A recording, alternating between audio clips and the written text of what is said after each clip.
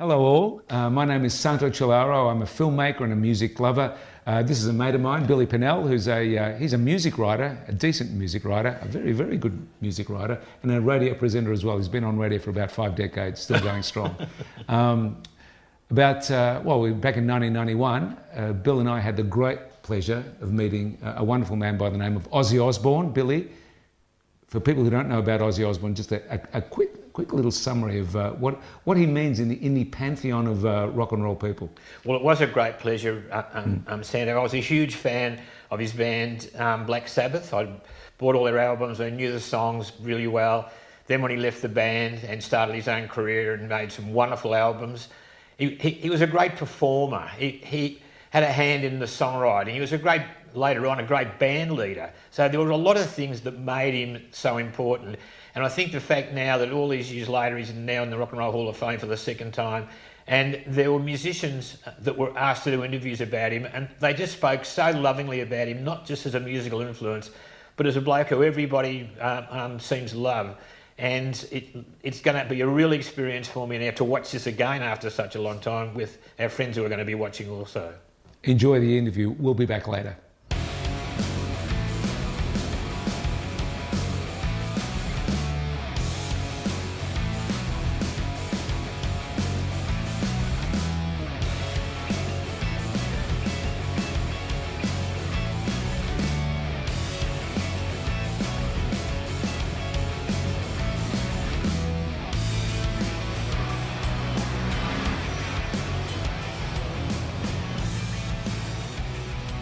Hey, Al. Hi, Liz. You there? No, fella, not bad. Just come in for a coffee. Oh, right. Listen, I've got Ozzy Osbourne out, so I must have come in and have a coffee and just meet you and Liz and Not a problem. have a bit of a quick hello. Good. Things going all right here? Yeah, good. Yeah, excellent. Yeah. Ozzy won't be far away. Here he comes now. Hey, Oz. Hello, Billy. How you doing, mate? All right. Good to see you. Good to see you. These are my friends Liz and Alan. Hello, Liz. How are you? How you Hello, doing? Alan. Good How are to see you. Yeah. We might just sit down. We're going to do an interview together. So if we just sit down, could you maybe let us have a coffee? Yep. We'll bring it over to you, mate. Yeah, All right. all right. Come and sit down, mate. You sit Yeah. there. I'll sit there.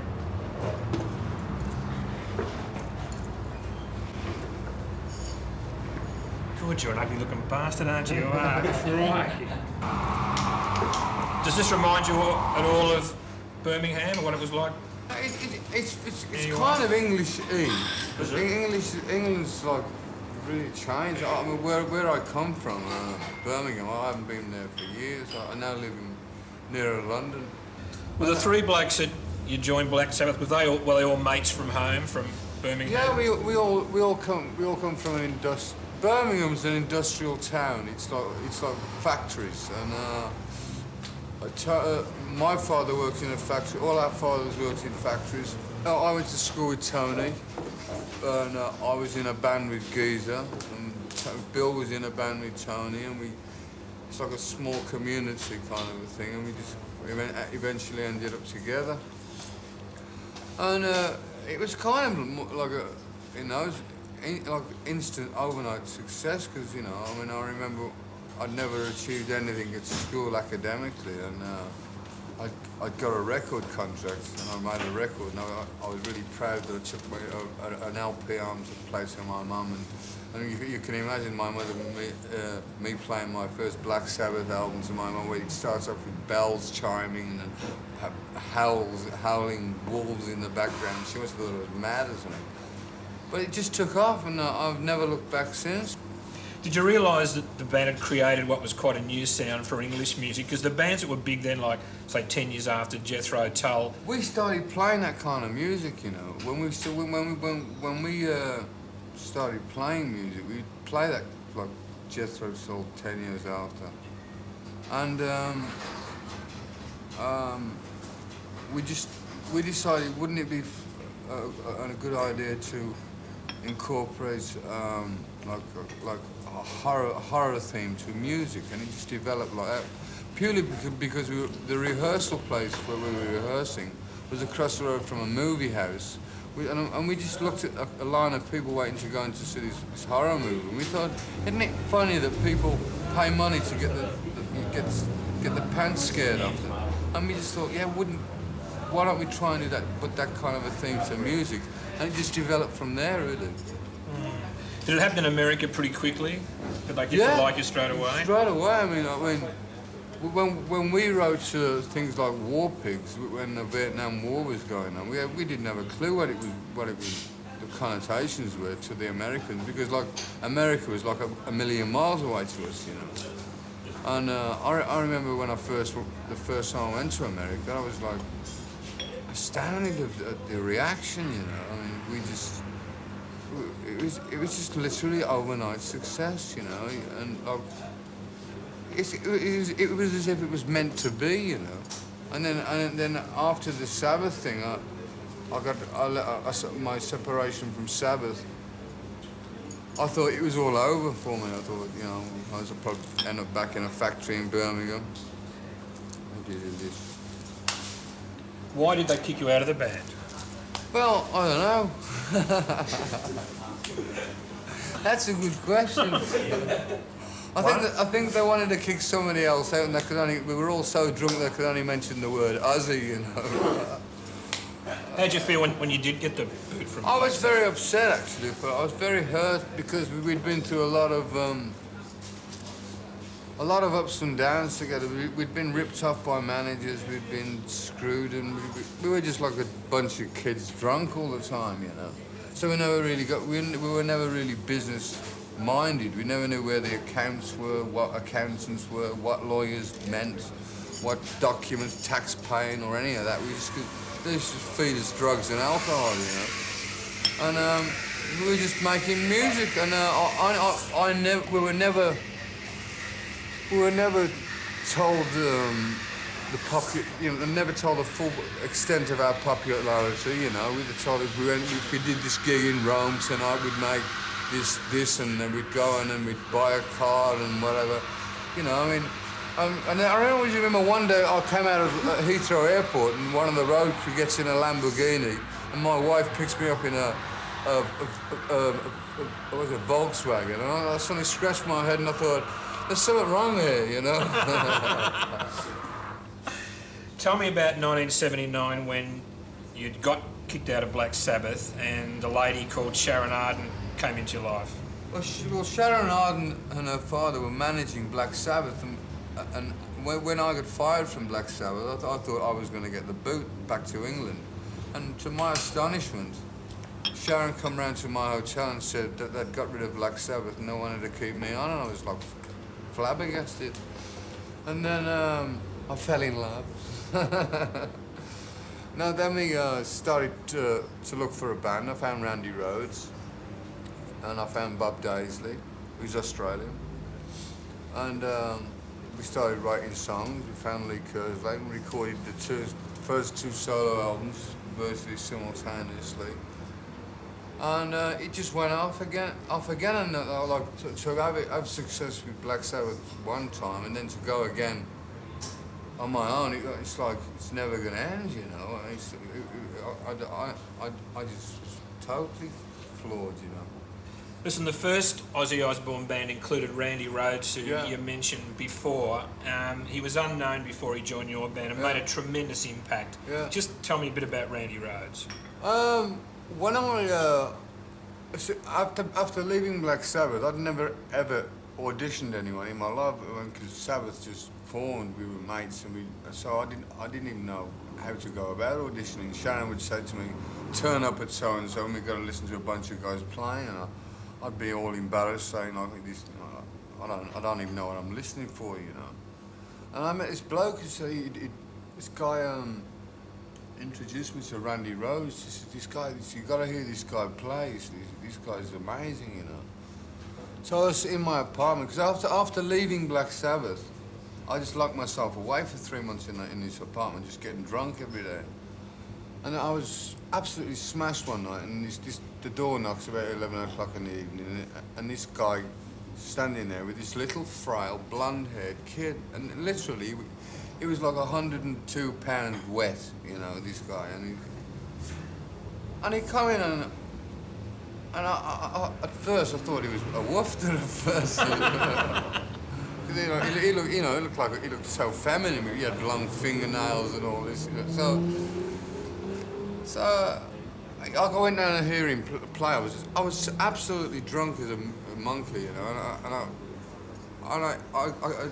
I hear this guy playing in this little lamp, and I shut up and I thought, I thought I was hallucinating or something. What this guy was playing.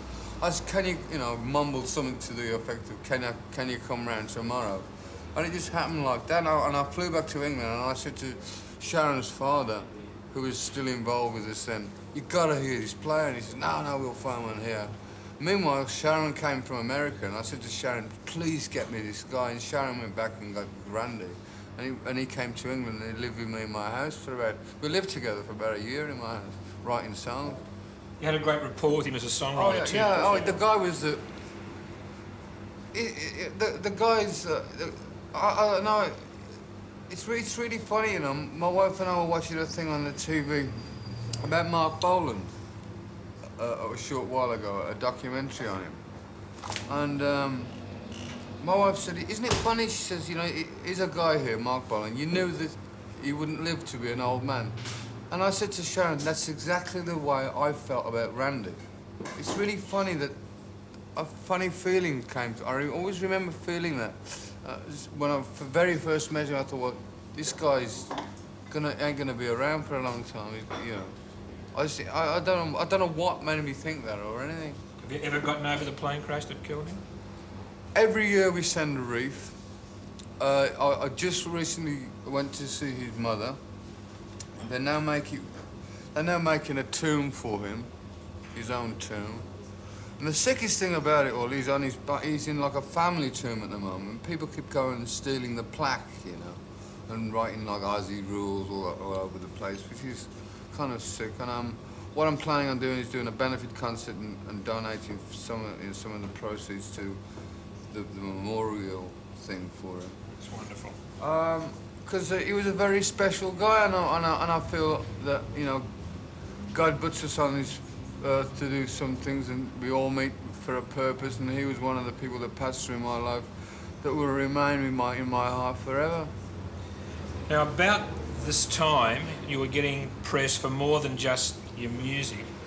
Do you mind telling me about the Doves and the record company? Go on. Oh, you're all right. Well, I've had a reputation for the occasional tipple now and again, I was quite partial to the occasional vat of alcohol.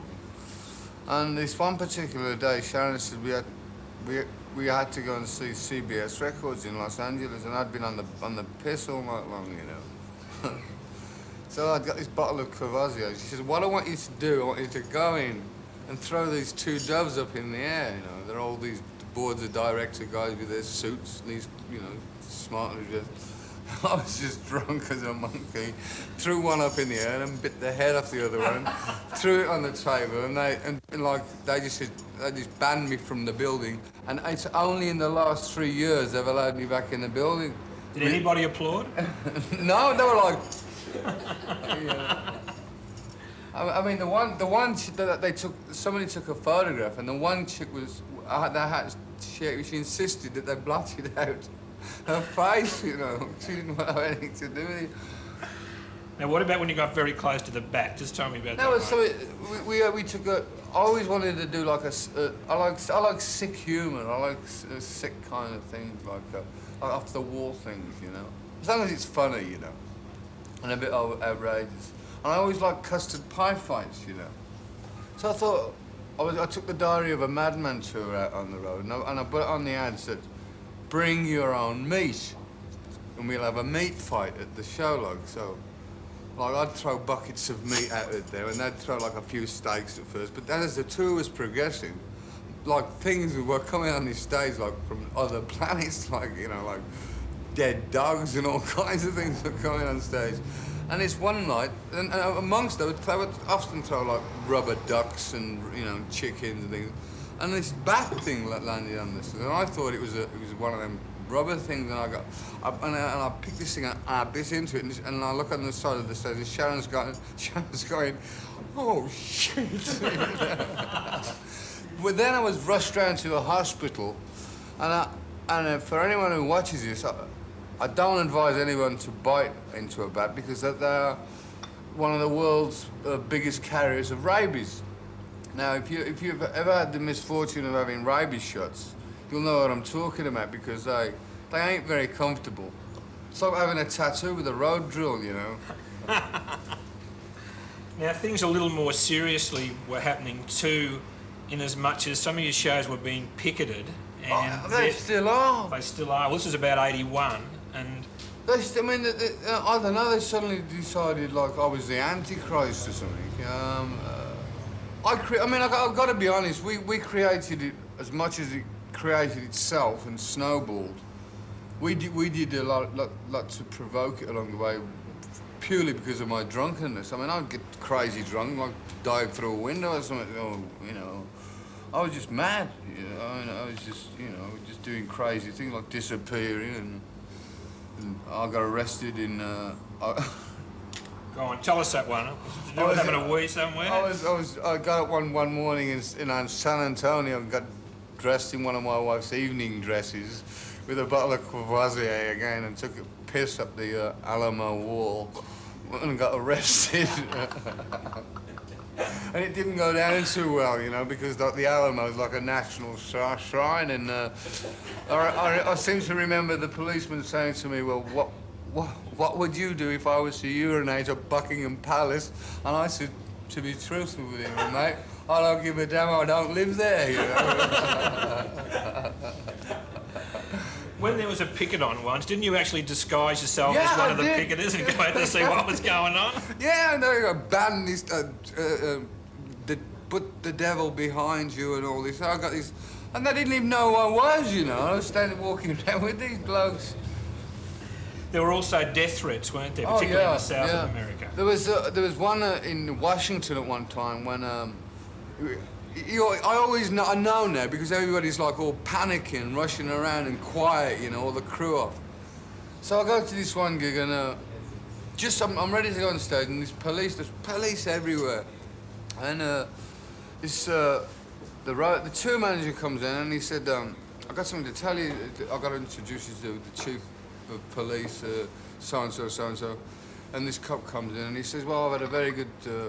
From a very good source, someone's going to take a shot at you tonight. What do you want to do? Cancel the show? I said, no. I said, I'll just run around a bit quicker, you know. So, I mean, I don't let it bother me because I think if someone's actually going to take that, they're not going to say, I'm going to shoot you. They're just going to go, bang, you know. And I ain't going to know about it anyway, hopefully. Al, can we order 2 more coffees, please? I thought you were going to ask for the gun. Oh, no, we're mates now. Oh, no. Coffee's on the way, I think, mate. Okay. In 1987, a parent tried to claim that your song Suicide Solution was responsible for his child committing suicide. He actually took you to court. Now, as a father of 3 young children yourself, how do you handle such accusations? Well, when the news first got to me, I thought it was a joke. I heard it when I was in England, and then I flew to Los Angeles. And as I'm getting off the plane, there's about 900 cameras flashing, and I'm looking over my shoulder, thinking I'm walking in front of somebody like Elizabeth Taylor or something. You know, I had not a clue it had got so big or anything.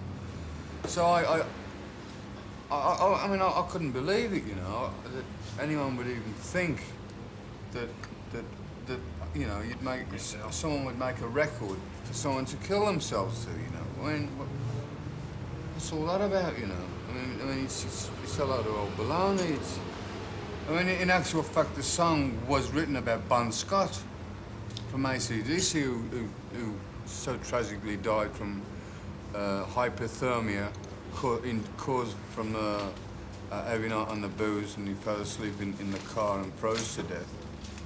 And that was the intention of the song, and that kicks off a whole new ball game. I mean, I was getting sued by all kinds of different people. I mean, I think there's about seven lawsuits at the moment going on. And the song is an anti-suicide song, isn't it? Oh yeah, about the danger of alcohol. I'm well aware of that because I've been fighting the problem for years. You know, I mean, I mean, I can't have a drink. I don't go out for a drink. I swim back home about a week later, you know, like shaking and trembling and sweating, you know. I mean, People watching you tonight will find it hard to believe. You look fantastically well, like you look fit, well, alert, you look tremendous. Whilst making this record, when I started making the record, I started drinking again, and then one morning I just woke up and I thought, well, I got to get myself together. If I'm going to go on the road again for another zillion months or whatever, and I've got to finish this album, I've got to make some heavy decisions. I was overweight, and I changed my diet. I don't eat meat anymore. I got an exercise bike, and I started running, and I went to bed at regular times, and I got a therapist, and I started to take care of myself, you know, and it's paying off. I feel good, you know. Bit cold, but... 85 was a fantastic year for you. Tell me what it was like to play in front of 350,000 people at Brazil for the Rock in Rio festival. It was just another gig. Was it? Yeah, it just, I mean, to be honest with you, the bigger the crowd, the easier it is, because after 10 rows, you can't see anybody anyway, you know. The smaller the venue, the closer you are, them are the hard gigs, because that's what you've got to really work at, you know. 85, you also played at Live Aid Yeah. in a Black Sabbath reunion. Were you comfortable playing with your old mates again, even just for that one show? It was kind of nice, but, you know, nice but not nice, you know, because, I mean, at the end of the gig, Tony Iommi didn't even have the courtesy to say goodbye. He just disappeared, you know. He came, we did it, and that was the end of it. Why did you do it? Because of Bob Geldof? No, because I think Sharon came to me and said that somebody had contacted Sharon and said, would we get a reunion just for Live Aid? And I said, yeah. I mean, Zeppelin did it, and other bands were doing it, so we did it, you know. That would have fueled lots of rumours about a Black Sabbath reunion. I guess you're tired of hearing about a Black Sabbath reunion now, are you? Yeah, but if you know, nothing's impossible. I haven't got any immediate plans to do anything like that. But if I'm not saying it's an impossible thing to ever happen. Maybe one day, later on up the road or whatever, it may happen. But there's no immediate plans right now. What about 1989 when you played at Lenin Stadium in Moscow great. with Bon Jovi and Motley Crue? That was great. That was great. One of the highlights of my career, in the respect that I always had a desire to go to Russia just to see it, you know. Because I always want to go. I always want to do things that I can't do. I'm not allowed to do, you know.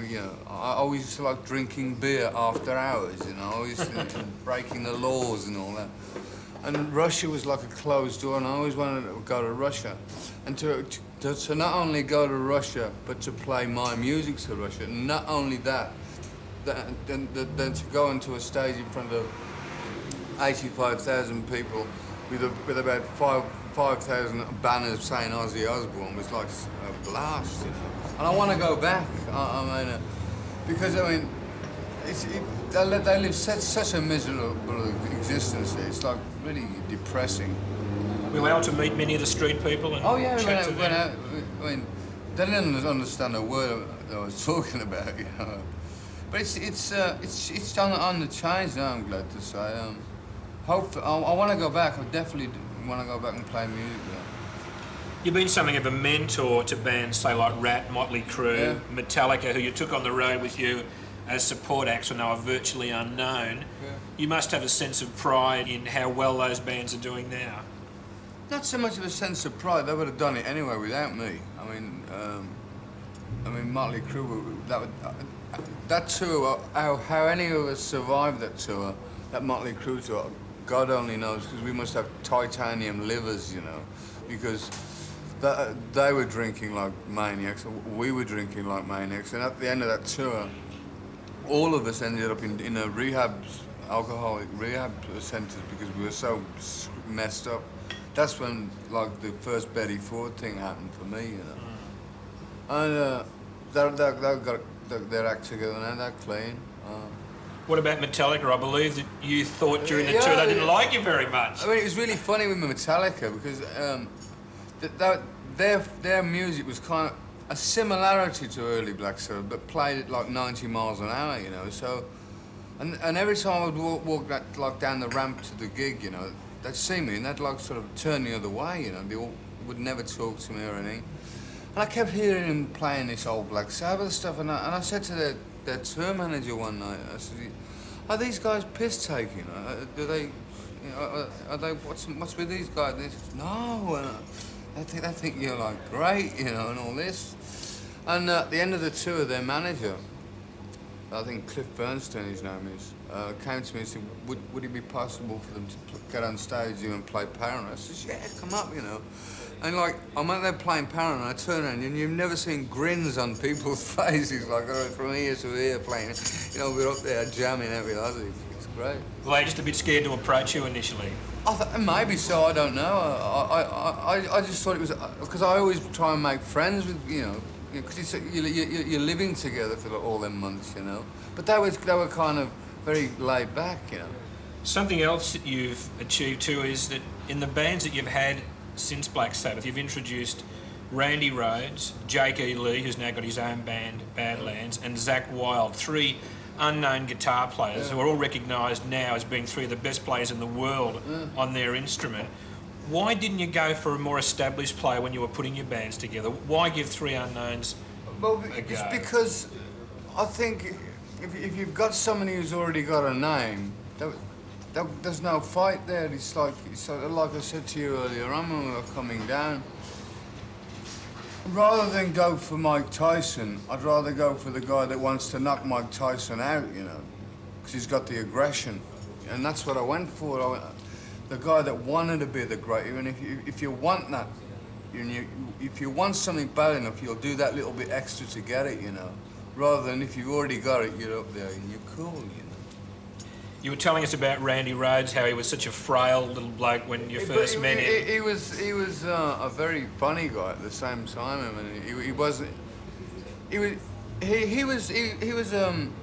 a musician more than a rock and roller. He didn't get crazy drunk and take drugs or anything. Is Zakk Wylde anything like Randy? Oh, nothing like him at all.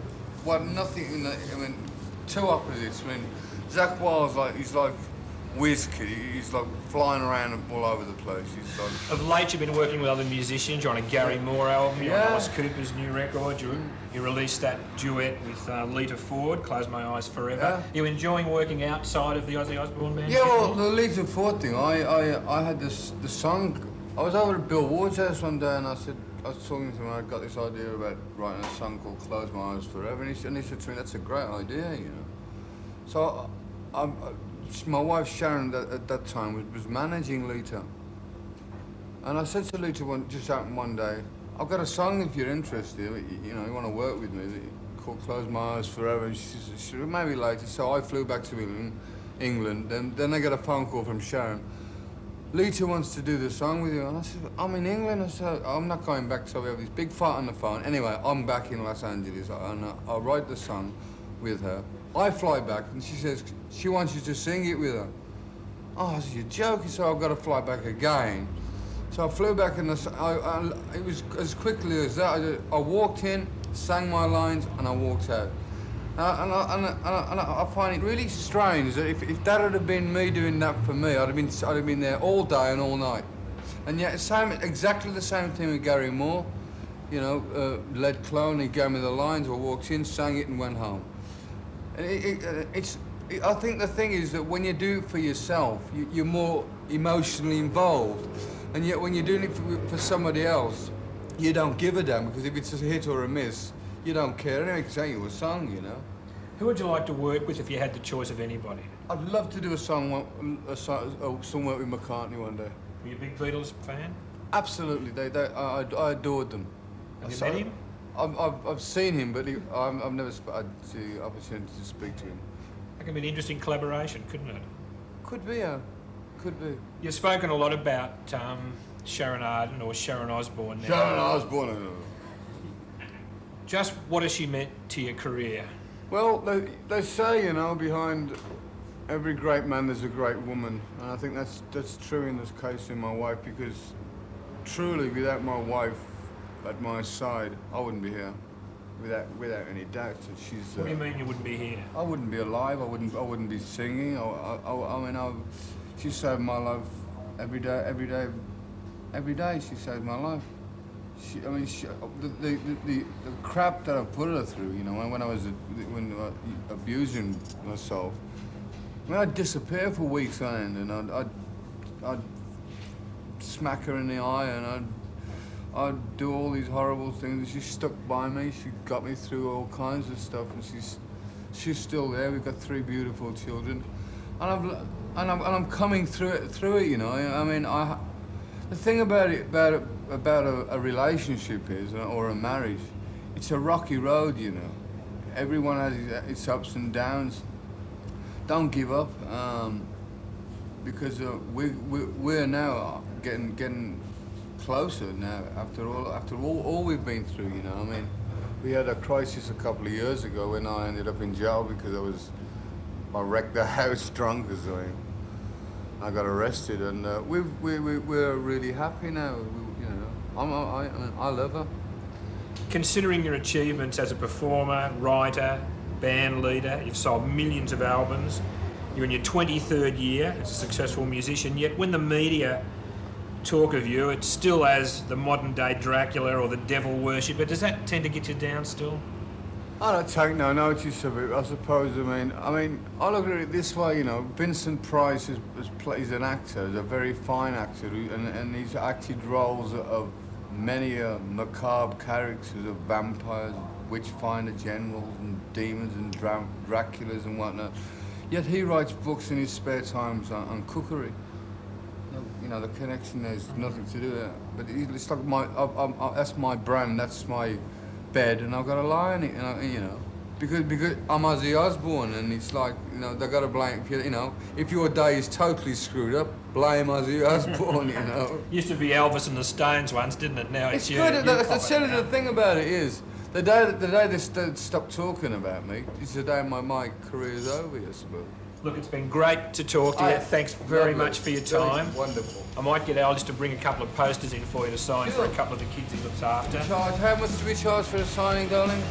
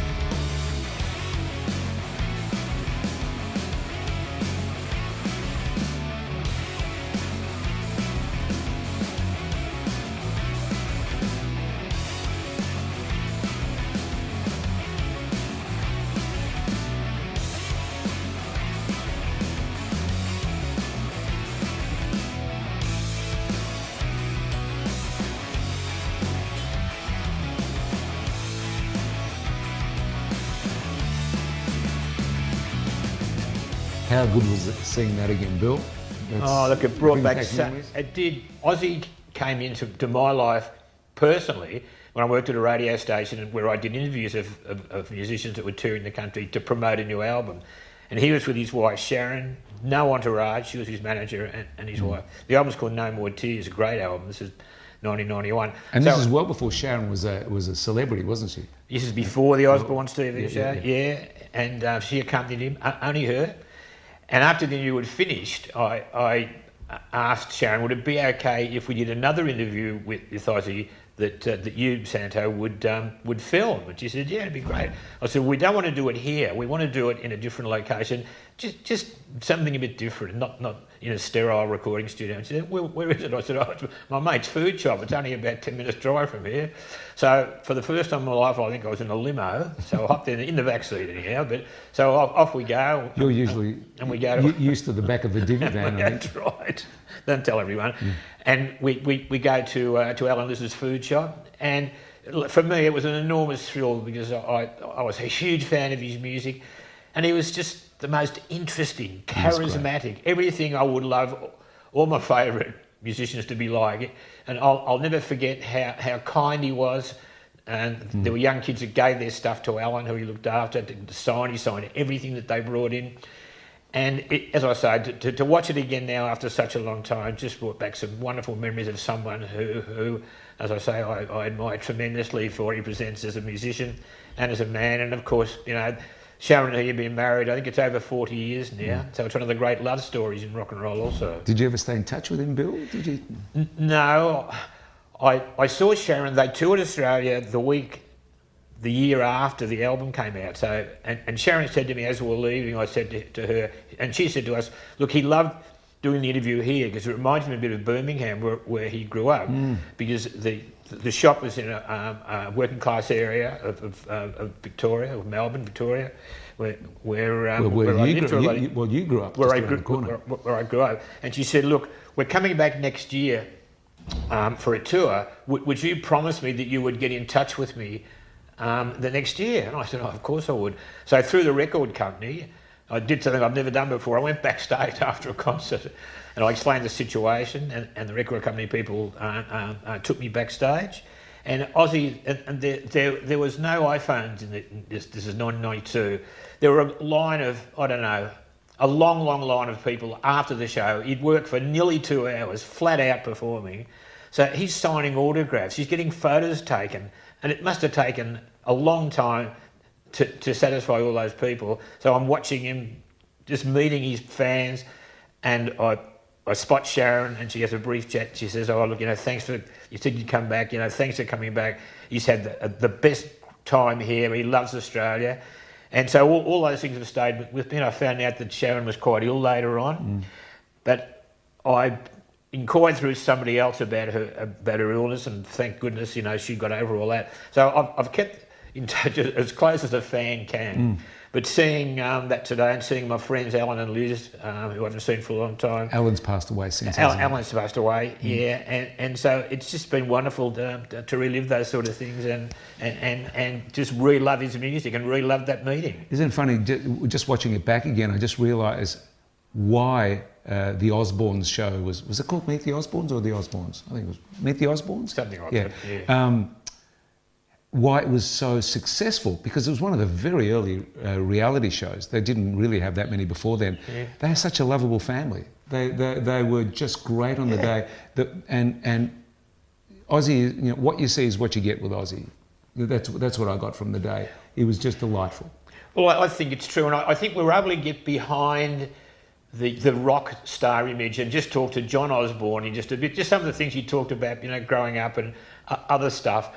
And we had to talk about the controversial stuff as well, because that's part of his life as a performer. But we're able to get behind that a little bit, I think, and just expose John Osborne, who I hope people will pick up on while they're watching this documentary now.